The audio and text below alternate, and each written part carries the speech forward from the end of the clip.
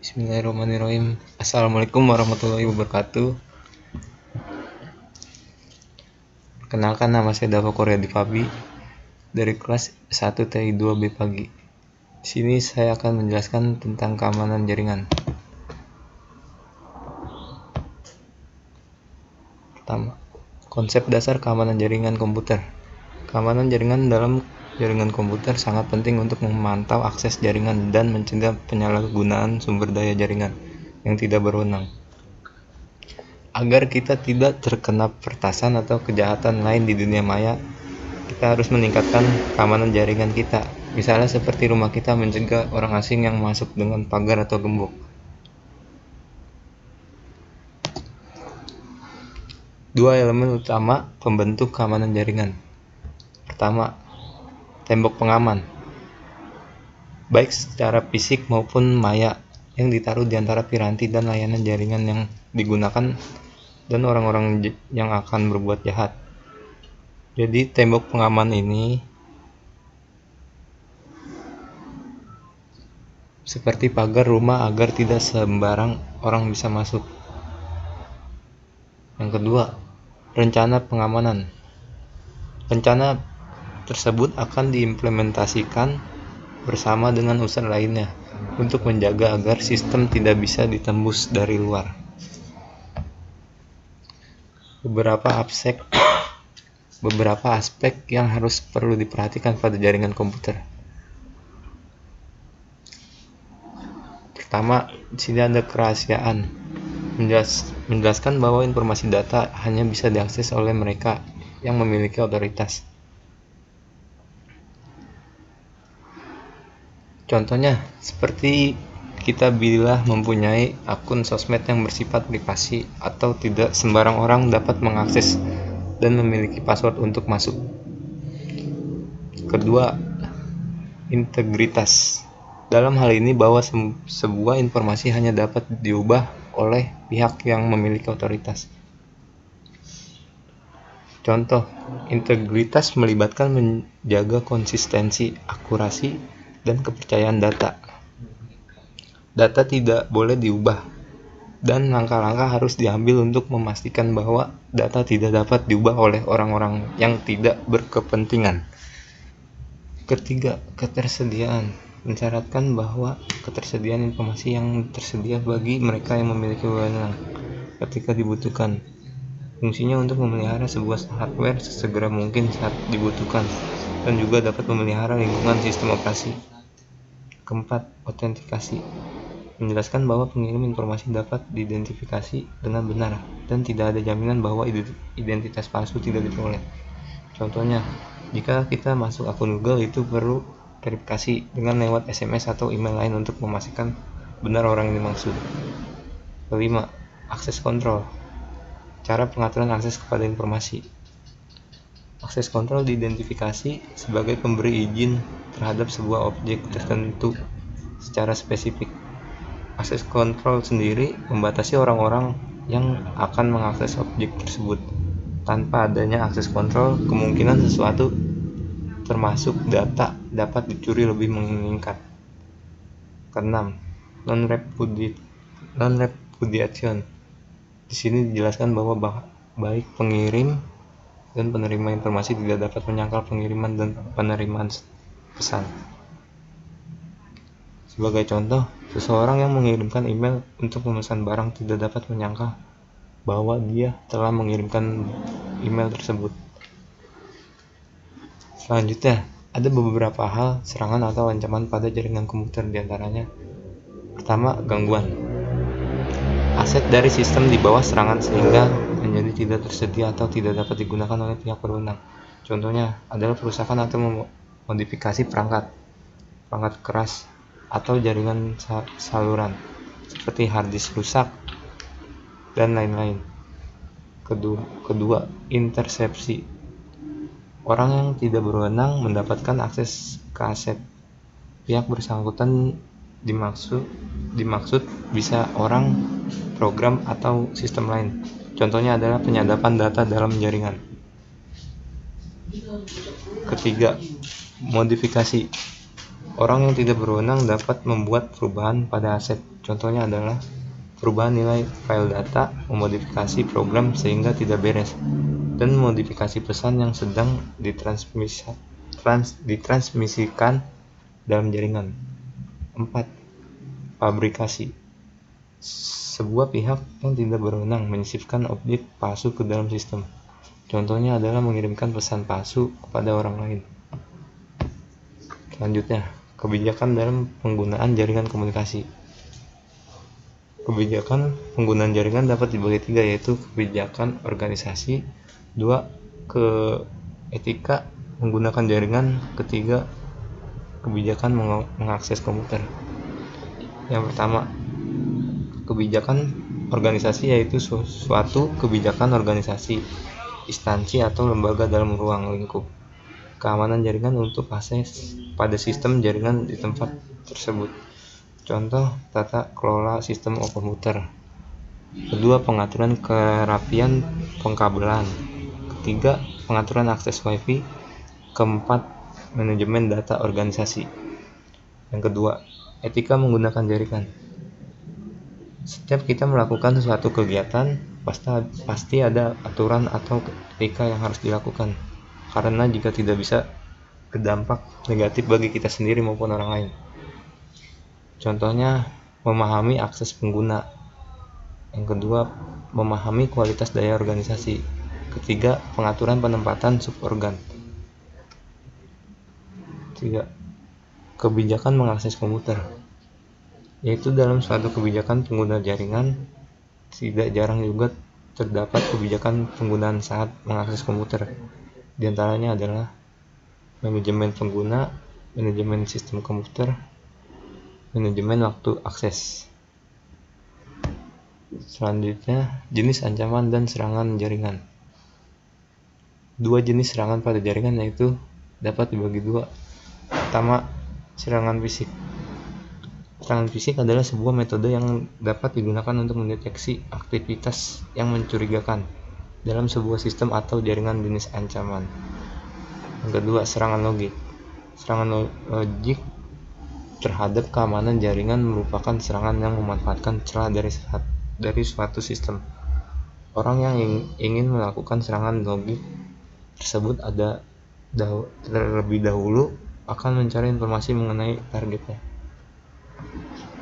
Selanjutnya, contoh serangan fisik pada keamanan jaringan yaitu pencurian perangkat keras. Kedua, kerusakan pada perangkat keras. 3. Wiretapping atau penyadapan. Keempat, bencana alam. Serangan logik terhadap keamanan jaringan adalah hal yang paling rawan terjadi, sehingga kita harus lebih memperhatikan lagi security dalam jaringan kita. Di antara serangan yang bisa terjadi adalah SQL injection. SQL injection adalah hacking pada sistem komputer dengan mendapat akses basis data pada sistem. Yang kedua ada DOS. DOS yaitu serangan pada sistem dengan menghabiskan resource pada sistem. Ketiga, device. Device adalah serangan pada perubahan tampilan dengan cara mengganti atau menyisipkan file pada server.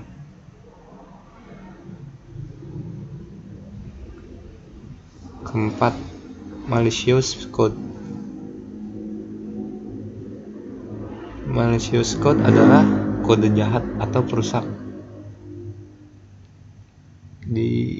Didefinisikan sebagai semua macam program, makro atau script yang dapat dieksekusi dan dibuat dengan tujuan untuk merusak sistem komputer. Kelima, man in the middle. Man in the middle attack adalah salah satu teknik hacking di mana si hacker menempatkan dirinya berada di tengah-tengah dua perangkat yang saling berkomunikasi. Selanjutnya, Cara menambah pengamanan jaringan. Ada beberapa cara yang dapat dipakai, yaitu kunci jalur akses ke jaringan. Pertama, apa yang dimaksud dengan mengunci jalur akses? Mengunci jalur akses fungsinya adalah untuk mencegah orang menggunakan perangkat eksternal yang tidak sah di jaringan milik Anda. Hal ini dapat menghindarkan Anda dari ancaman virus maupun pelanggaran data. Yang kedua, penilaian keamanan jaringan. Langkah kedua adalah melakukan penilaian keamanan jaringan. Namun sebelum itu, identifikasi terlebih dahulu yang membentuk jaringan Anda, seperti server, router, komputer, firewall, switches, dan lain-lainnya. Ketiga, dokumentasikan kebijakan keamanan jaringan. Selanjutnya, Anda perlu membuat kebijakan yang mendokumentasikan persyaratan keamanan jaringan teknis maupun non-teknis. 4. Atur dan konfigurasikan perangkat jaringan. Langkah berikutnya adalah atur dan konfigurasikan perangkat jaringan dengan benar. Kenapa? Karena hal ini bertujuan untuk menjaga keamanan.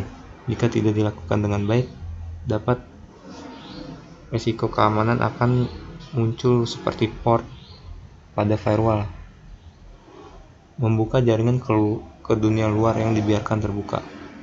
Kelima, tetap monitoring jaringan Anda. Langkah terakhir berikut merupakan solusi yang tepat untuk masalah keamanan jaringan. Dengan langkah terakhir ini, Anda dapat memonitoring jaringan selama 24 jam, sehingga Anda tidak perlu khawatir lagi akan masalah keamanan seperti ancaman peretas dan sejenisnya. Selanjutnya, pengujian keamanan jaringan. Pertama, ada autentikasi, proses yang dilakukan untuk membuktikan identitas seorang user. Kedua, ada log, catatan tentang peristiwa yang terjadi dalam sistem operasi dan jaringan. Selanjutnya, sistem pendeteksi dan penahan serangan jaringan.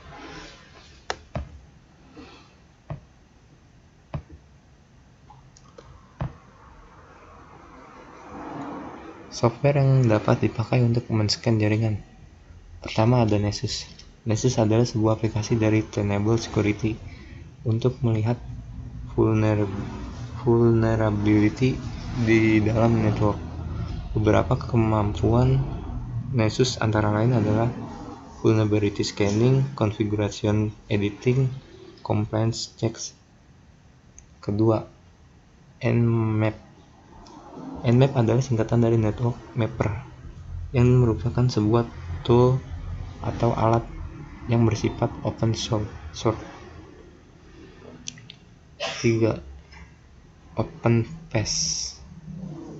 OpenPass merupakan alat bantu yang banyak digunakan untuk mencari celah keamanan dan menguji keamanan sebuah sistem. Keempat, ada Wireshark. Wireshark digunakan untuk melakukan analisis dan pemecah masalah jaringan. Selanjutnya, manajemen keamanan pada bisnis besar dan menengah. Manajemen risiko, metodologi dalam mengelola risiko untuk mencegah terjadi kesalahan atau bisa untuk menggambarkan tingkatan keamanan jaringan. Tahapannya di sini, pertama ada pengumpulan informasi, kedua analisis, ketiga output. Selanjutnya, teknik keamanan secara umum.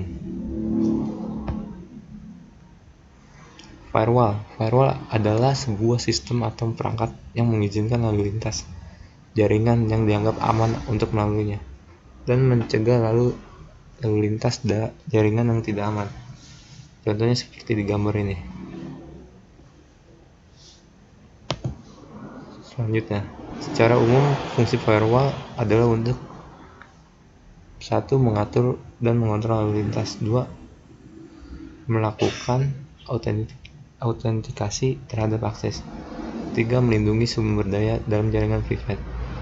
Keempat, mencatat semua kejadian dan melaporkan kepada administrator. Jenis firewall dapat dikelompokkan menjadi 4, yakni personal firewall, kedua network firewall, ketiga IP filtering firewall, keempat proxy server. Monitoring akses jaringan. Tujuannya adalah untuk mengawasi jaringan supaya bisa melihat dan mencatat aktivitas dari jaringan sendiri. Contoh di sini ada Wireshark. Seperti ini gambar dari Wireshark itu.